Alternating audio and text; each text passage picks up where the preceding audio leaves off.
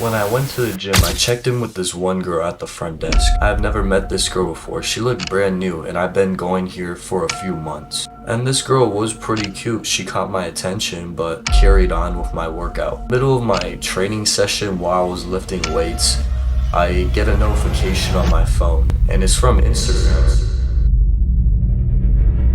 I check and I have a new follower and I check who the new follower is, see who it is, and it's this girl from the front desk that just checked me and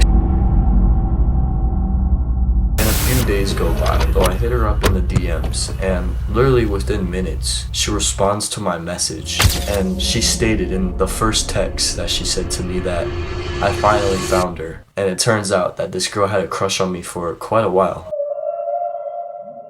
So fast forward one more day, I see her, and the first time we meet each other, we smash literally an hour after meeting each other, the first night we met.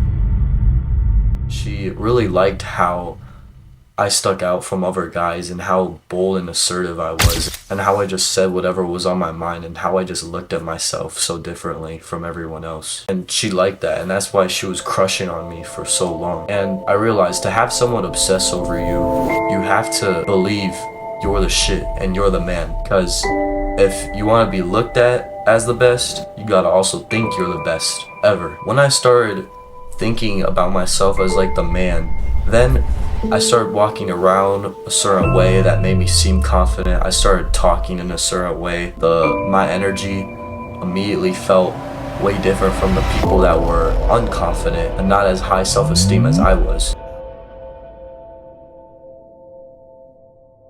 I didn't even realize until later on the reason why I came off so confident and so different and bold. Around this time, I had just gotten out of a relationship with a whole ass woman, a whole grown ass woman, a 33-year-old. I learned many lessons from that, and the main flex that I would always say to myself in my mind whenever I doubted myself, I'm like, I'm fucking 33-year-olds. I'm able to make a whole woman finish. I can make a whole grown ass woman satisfied. Like, what's stopping me from satisfying these girls that are my age? And when I just thought of myself so highly, then I was able to talk to anyone I thought was really good looking or anyone that I wanted to interact with no problem, no nervous, just straight up about it and didn't care.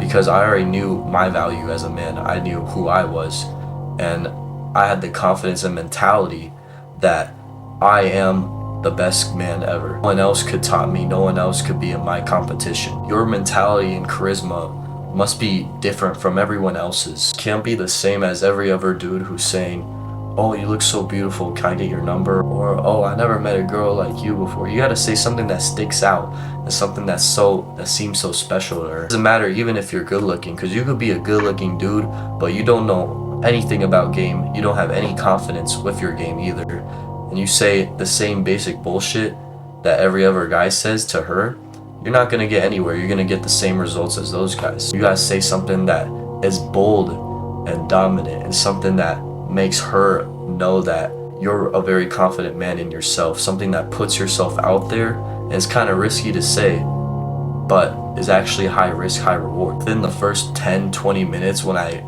hung out with this girl, when I met her for the first time, I literally told her, like, yeah, I know it's a bunch of good things about you, especially like your big assets. And I was referring to her ass when I said that, but I was being flirty and like seductive with it. Like, I was being like hinting towards like about how good her ass looked. I wasn't saying that straight up. I said it in a creative, flirty way. And so the way you gotta look at it is like, you're the prize, you're the man. And this is true because you are a man. You're the prize.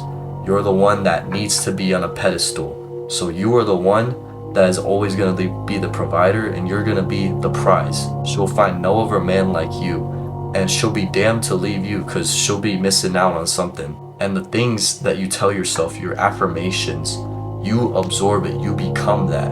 So when I started telling myself I'm the shit, I'm such a like awesome guy, like I'm hella cool and charismatic, then I started being that person. I started becoming more like that person. Even when I was like, when I met this girl, I was fat, I was on my bulk, I was 210 pounds, but I didn't give a fuck because I was confident with myself, and I knew I was just on a bulk too, so it was temporarily. But everyone else around me thought I was just fat and I was just a bloated guy and that was fat rolling around.